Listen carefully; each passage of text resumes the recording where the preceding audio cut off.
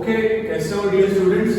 आज का लेक्चर कुल मिला के 5 न्यूमेरिक सॉल्व करना है। Okay, first of all I will say thanks to all dear students.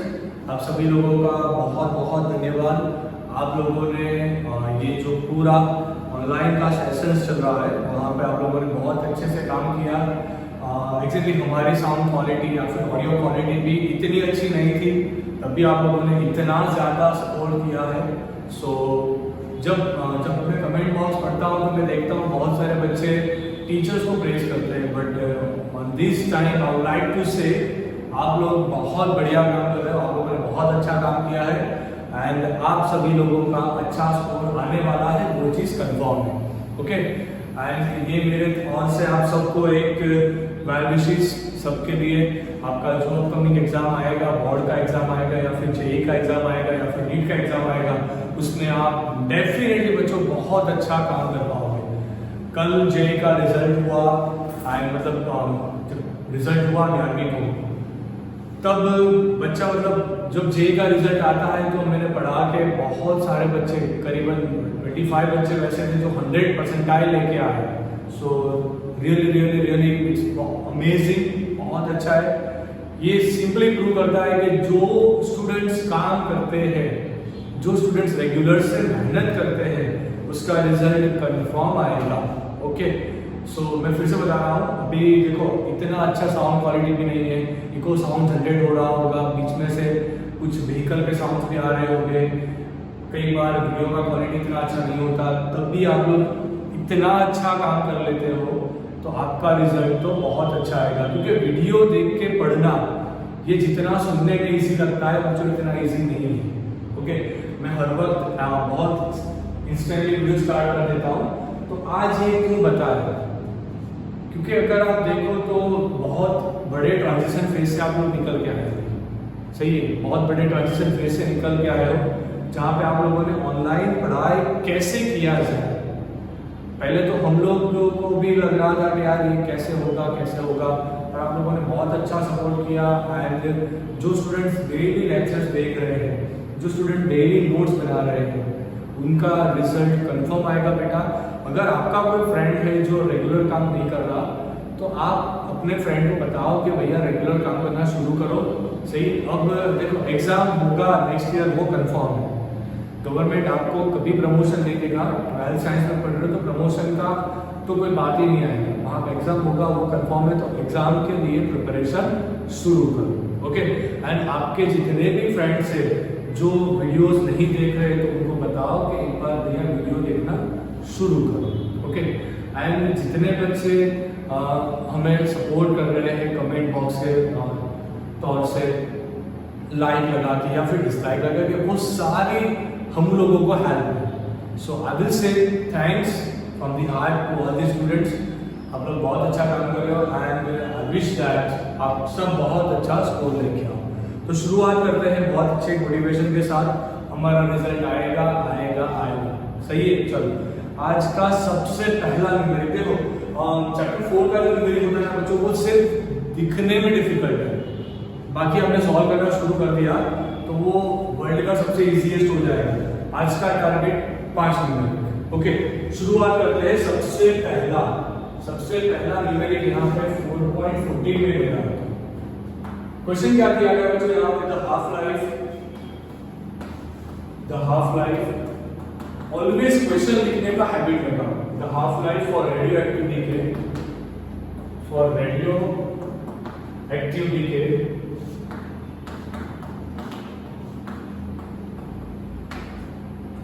Of, मेरे साथ क्वेश्चन आपको लिखना है, मेरे साथ आपकी कॉपी में आपको क्वेश्चन लिखना है।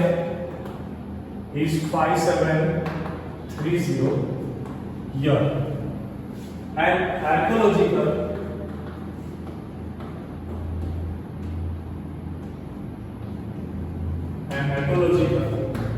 artifact containing wood had only 80% of the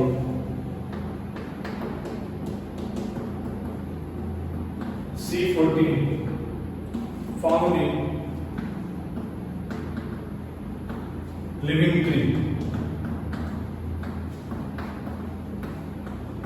Estimate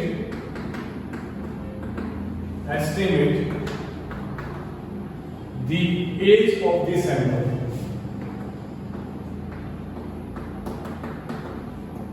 सबसे पहला काम आप लोग क्या करोगे, मेरे साथ क्वेश्चन लिखोगे। दूसरा काम करोगे, क्वेश्चन को सॉल्व करना है। सबसे पहले क्वेश्चन पढ़ लेते हैं क्या दिया गया है। Half life for radioactive decay.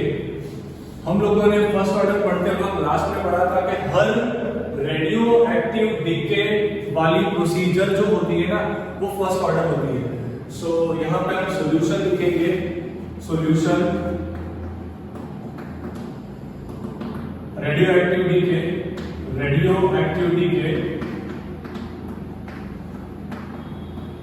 is first order reaction। Okay बच्चों, ओके यहाँ पे हमने लिख दिया कि सबसे पहले रेडियो एक्टिव डीके है, मतलब कि हमारा रिएक्शन फर्स्ट ऑर्डर है। So for first order reaction,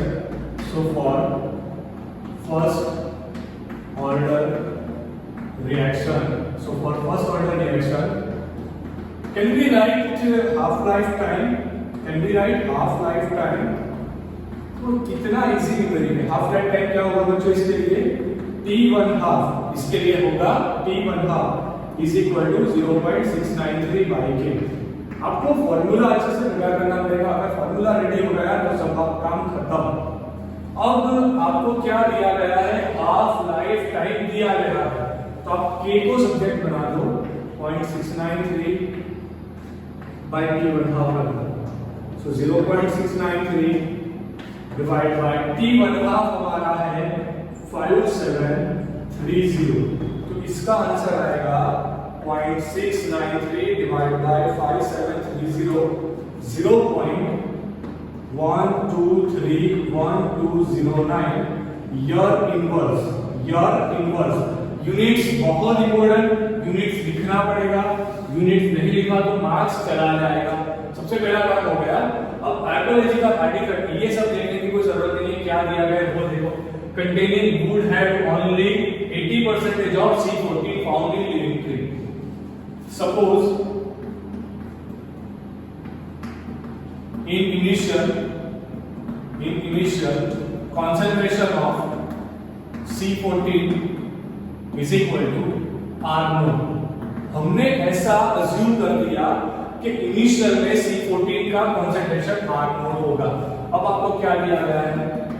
final concentration of C14। अब आप ध्यान से देखो, 5 आपको दिया गया है कि यहाँ पे 80% C14 फाउंड हुआ, 80% फाउंड हुआ। तो ये आएगा C14 का जो परसेंटेज आएगा वो 18/100 वो R naught होगा हमारा। ओके, मतलब कि फाइनल कंसंट्रेशन कितना आएगा? तो 80%। अभी 80% को कैसे लिखना है वो मैंने आपको बता दिया है। अब हम लोग क्या करेंगे? फॉर फर्स्ट ऑर्डर रिएक्शन हमें फाइंड करना है उसका एज, मतलब time. So t is equal to 2.303। यहाँ पे बच्चों आएगा k। ओके, यहाँ पे हम लिखेंगे log बेस का 10।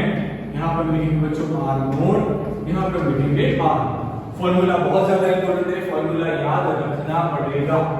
सो 2.303 डिनोमिनेटर में k का वैल्यू 0.001209 मल्टीप्लाइड विद log का बेस 10। R naught का वैल्यू वैसे का वैसा रहेगा, उसमें कोई चेंज नहीं होगा।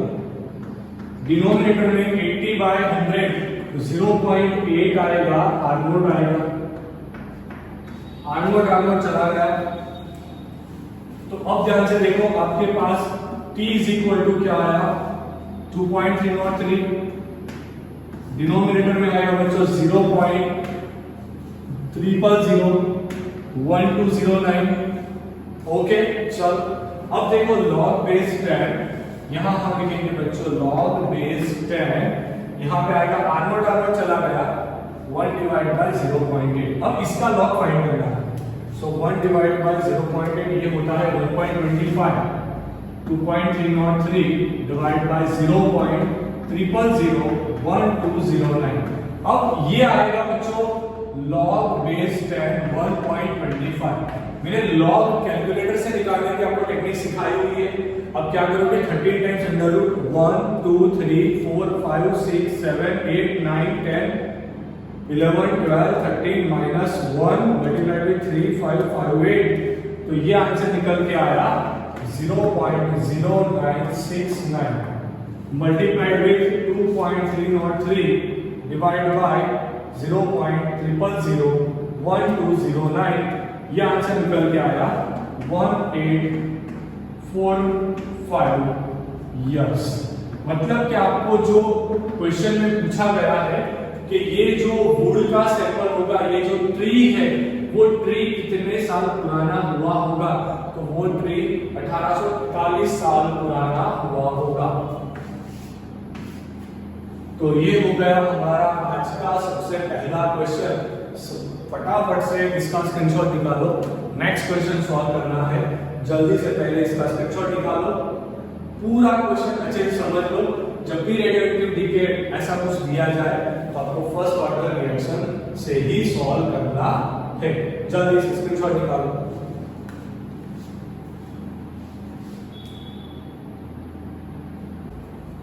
Okay, so dear students, let's solve the next question, that is a 4.17. मैंने 7 क्वेश्चन लिखना है, जैसे मैंने आपको बताया था 7 में क्वेश्चन लिखो, क्वेश्चन लिखने का हैबिट रखो।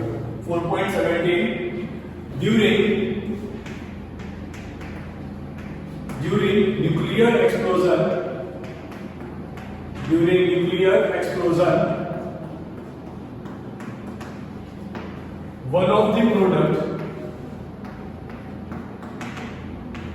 one of the product is SR90 with half-life of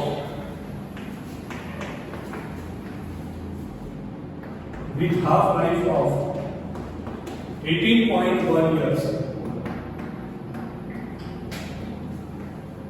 If 1 microgram of SR90 was absorbed in the bones of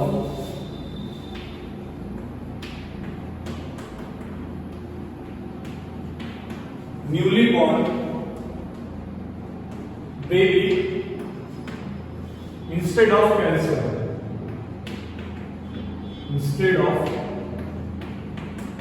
calcium,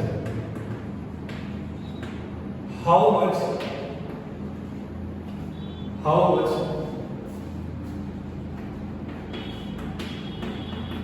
of it will remain after 10 years and 60 years?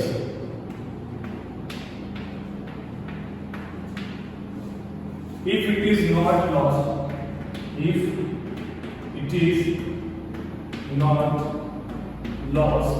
metabolically.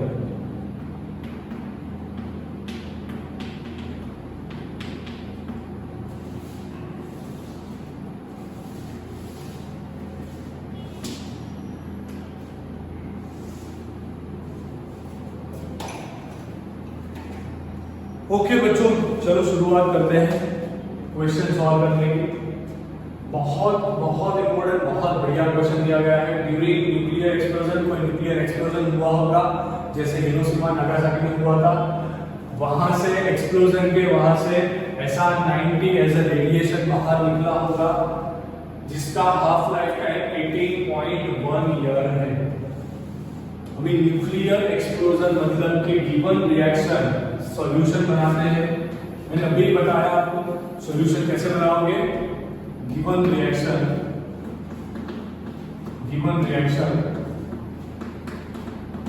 Is first order first order reaction. ये जो reaction है जो first order reaction है, okay, सबसे पहले आपको half right time दिया गया है, तो क्या हम ऐसा नहीं लिख सकते कि T1/2 is equal to 0.693 by के, मतलब कि k का वैल्यू क्या आएगा, k is equal to 0.693 divide by T1/2। So 0.693 divide by T1/2 18.1 year, मतलब यहाँ पर लिखेंगे 28.1 ईयर। सो 0.693 डिवाइड बाय 28.1, तो ये आंसर आएगा 0.02466 ईयर इनवर्स। क्या आएगा आंसर, ईयर इनवर्स। क्या आएगा k का value. If 1 microgram of SR90 was absorbed in the bones of newly born baby, मतलब कि जो भी न्यू बॉर्न बेबी होगा उसके बॉडी में इनिशियली, मतलब कि इनिशियल कॉन्सेंट्रेशन ऑफ SR90 मतलब ये होता है R0 का वैल्यू आपको दिया गया है जो 1 माइक्रोग्राम इतना एब्जॉर्ब हो चुका कैल्शियम की जगह पे। How much it will remain after 10 years, we have to find out after 10 years. suppose concentration of SR90 is equal to RT, okay, and that we have to find out, okay, here the time is given, T is 10 years। तो बहुत सारा data आ चुका, हम लोग क्या रखेंगे, value रखेंगे, simplification करेंगे, आंसर आ जाएगा। ओके, तो यहाँ पे आएगा t is equal to 2.303 divide by यहाँ पे आएगा k log बेस 10, यहाँ पे आएगा r नोट, डिनोमिनेटर में आएगा r। ओके, अब देखो ध्यान से, t का वैल्यू दिया है 10 इयर्स, k का वैल्यू कितना आया 0.02466 डिवाइड बाय आएगा 2.303 इज इक्वल टू आएगा log बेस 10, यहां पे आएगा 1, नीचे आएगा r, क्योंकि ये तो 1 माइक्रोग्राम दिया हुआ है, मैंने वैल्यूज रखा और कुछ नहीं दिया। यहां पे 10 multiplied with 0.02466 divide by 2.303,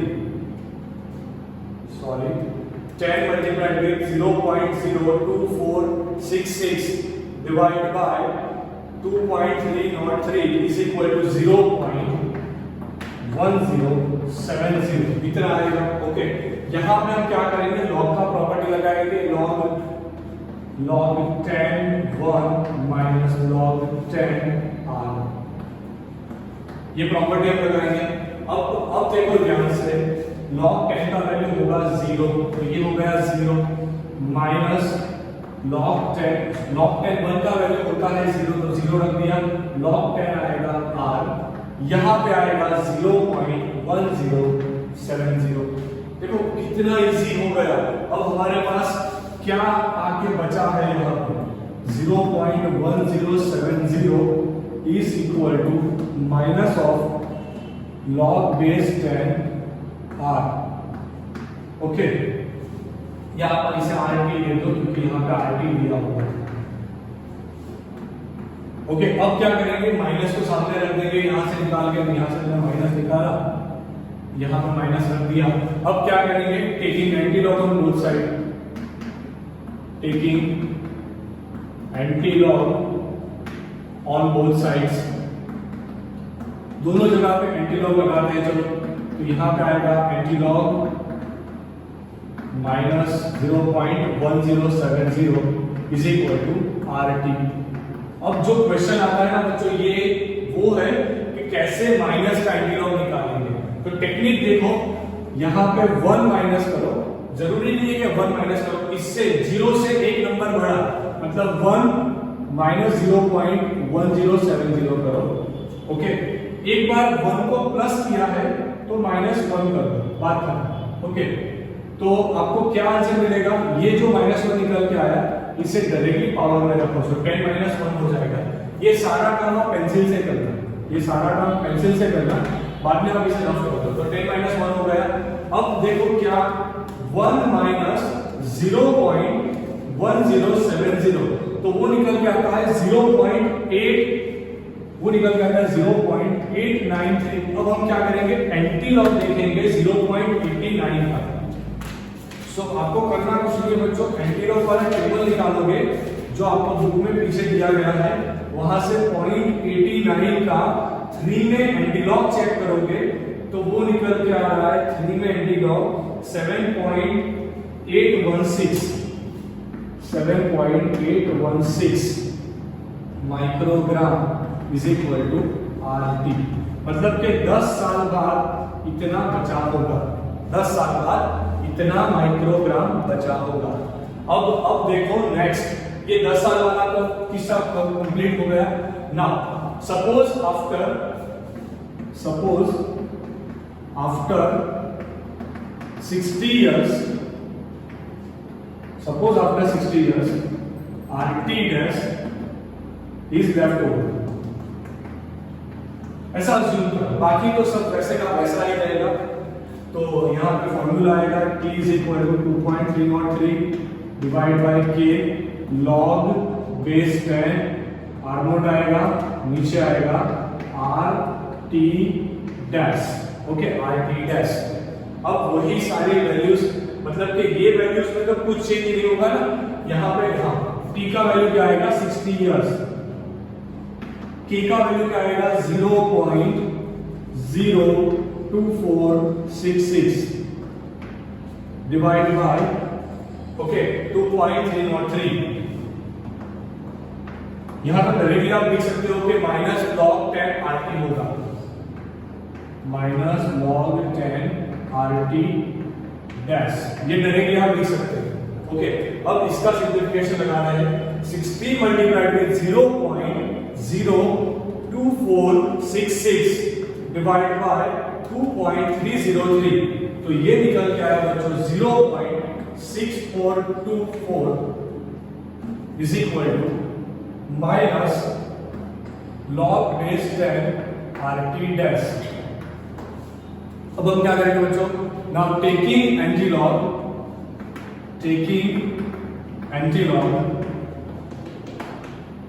on both sides.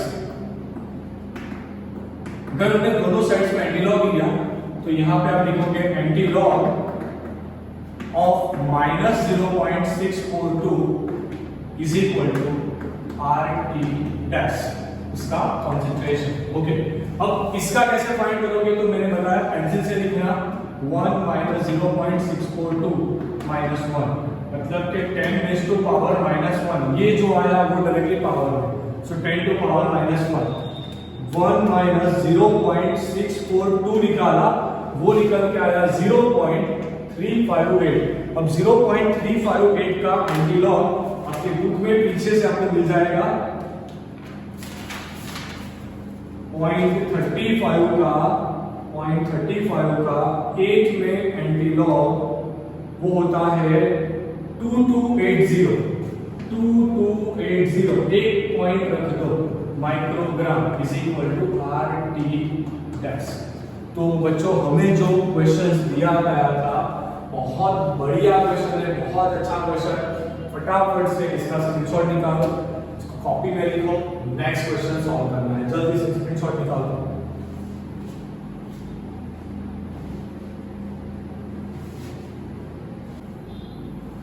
Okay, so let's start the next question, that is 4.25.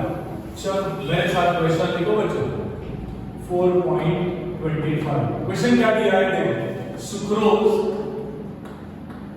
sucrose decompose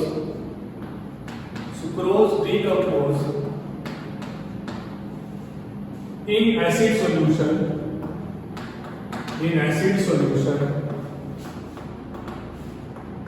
into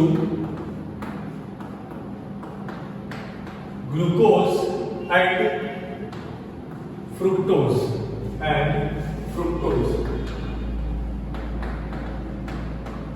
according to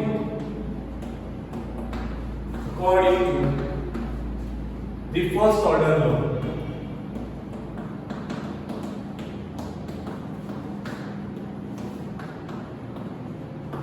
with t1/2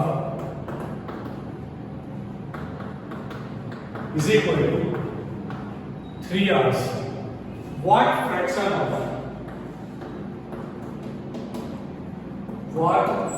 of sample of sucrose remains after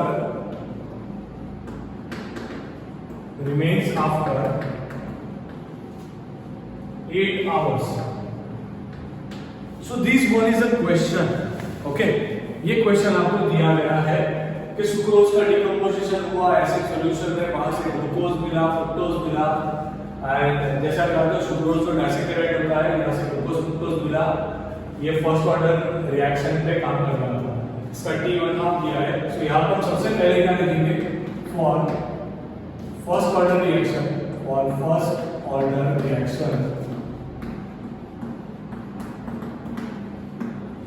T1/2 is equal to बच्चों लिखा जाता है 0.693 by K।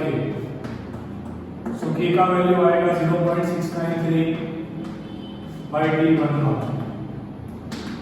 तो 0.693 by 18.1 year, तो ये answer आएगा 0.693 by 28.1, sorry 3 hours. T1/2 यहाँ पे 3 hours. Okay, so 0.693 divided by 3 is equal to 0.231 hour inverse. Okay, now अब देखो हमारे पास k का वैल्यू आ गया है। अब हमें फाइंड क्या करना है, हमें फाइंड करना है फ्रैक्शन। तो देखो सबसे पहले हम क्या करेंगे, वो फॉर्मूला रखेंगे, कौन सा, k is equal to T is equal to 2.303 divided by K log base 10 R naught divided by R। ये जो R naught divided by R है उससे ही फ्रैक्शन बोला जाता है। पर क्या प्रॉब्लम है आपको बता रहा हूं, ध्यान से देखो। अब देखो टाइम दिया गया है 8 आवर्स,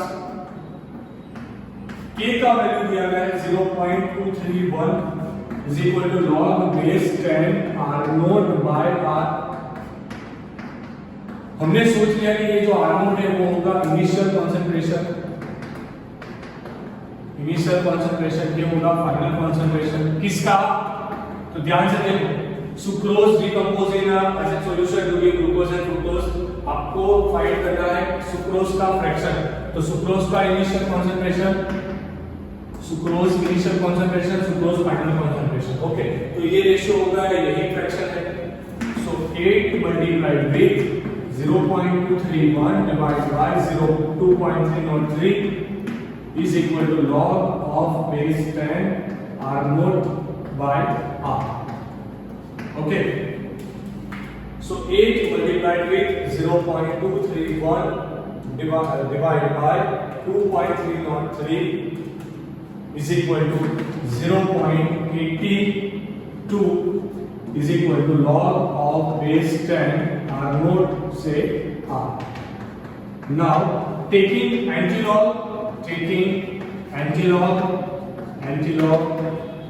on both sides, दोनों जगह पे एंटीलॉग लगा दो बच्चों, दोनों जगह पे एंटीलॉग लगा दो। तो क्या बनेगा यहां पे, एंटीलॉग ऑफ 0.802। ओके, यहां पे आएगा R नोट से लेके R। ओके, अब डायरेक्टली तो नेगेटिव नहीं है, तो डायरेक्टली आप लोग एंटीलॉग देख सकोगे, डायरेक्टली एंटीलॉग का वैल्यू देख सकते हो।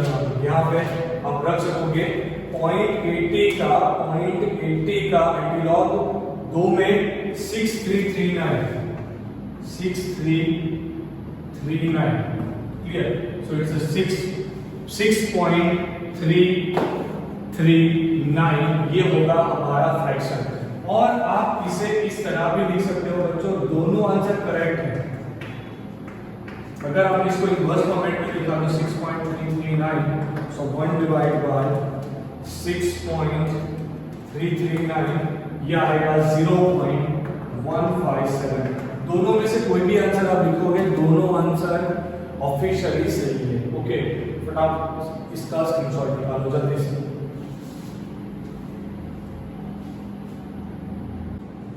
Okay, so dear student, let's solve the number 4th question. Question number 4, 4.13. हमको कैलकुलेट करना है, calculate half life of a first order reaction from the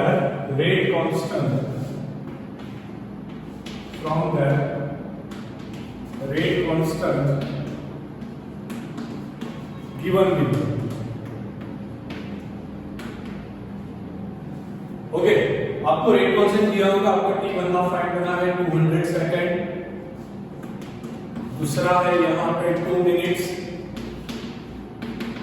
तीसरा है बच्चों यहाँ पे 4 इयर्स। ओके, बहुत इजी, सबसे इजीएस्ट वाला क्वेश्चन आ चुका है हमारे पास। यहाँ हम करेंगे k is equal to k is equal t1 half is equal to होता है 0.693 by k, so k is equal to 0.693 by t1 half. चलो सबसे पहले इसी के लिए 0.693 बाय t1 हाफ मतलब 200 सेकंड, सो 0.693 डिवाइड बाय 200 0.003465 ये आएगा सेकेंड। ओके, आपको फाइंड करना है t1 हाफ यहाँ पे, तो ये आएगा बच्चों t1 हाफ, यहाँ पे आएगा k। ओके, तो ये आ गया हमारा t1 हाफ का value 0.003465। Calculate the half life. Okay, तो ये आप इस तरह से कैलकुलेट कर पाओगे। बाकी के दो के लिए सेम वही t1 half is equal to 0.693 divide by k, so 0.693 divide by 2, so 0.693 divide by 2 is equal to 0.3465 minute. Okay, last वाला that is t1 half is equal to 0.693 by k, 0.693 divided by 4, 0.17325 यहाँ पे आएगा year, यह आ गया t1 half. तो फटाफट से इसको अपनी कॉपी में लिखो, सबसे इजीएस्ट क्वेश्चन था। लास्ट 4.1 क्वेश्चन करवा रहा हूँ एक्सरसाइज का, वो भी सबसे इजी था, एकदम लास्ट क्वेश्चन है। फटाफट से इसको कॉपी में लिखो जल्दी से।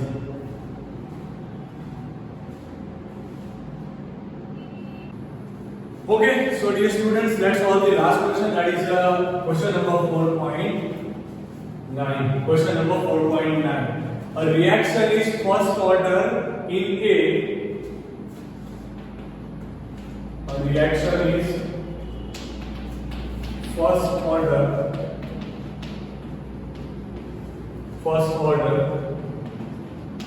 in A and second order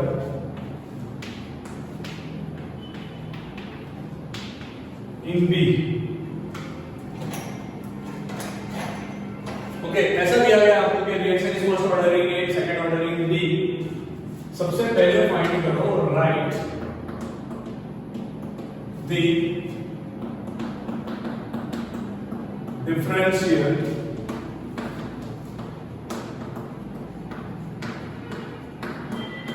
rate equation, write differential rate equation. Okay, हमको डिफरेंशियल रेट इक्वेशन फाइंड करना है।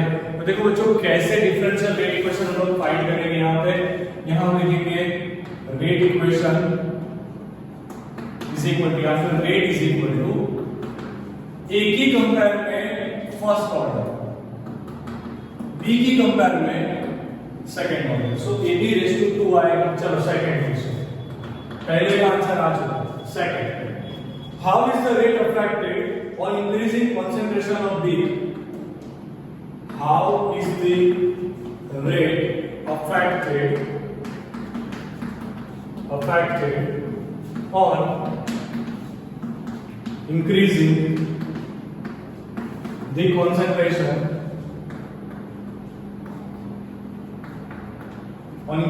concentration of B 3 times? अब आपको पूछा गया कि रेट कैसे अफेक्ट करेगा, तो ध्यान से देखना यहां पर बच्चों, rate is equal to on increasing the concentration of B 3 times. A का कंसंट्रेशन मान लो स्मॉल ए है, बी का कंसंट्रेशन मान लो कि मैंने यहां पे लिया इंक्रीजिंग कंसंट्रेशन बी 3 टाइम्स, सो 3b यहां पे आएगा square, so a 9b square, so 9ab square. ये हमारा नया रेट लॉ बनेगा। Last question, how is the rate affected when the concentration of both A and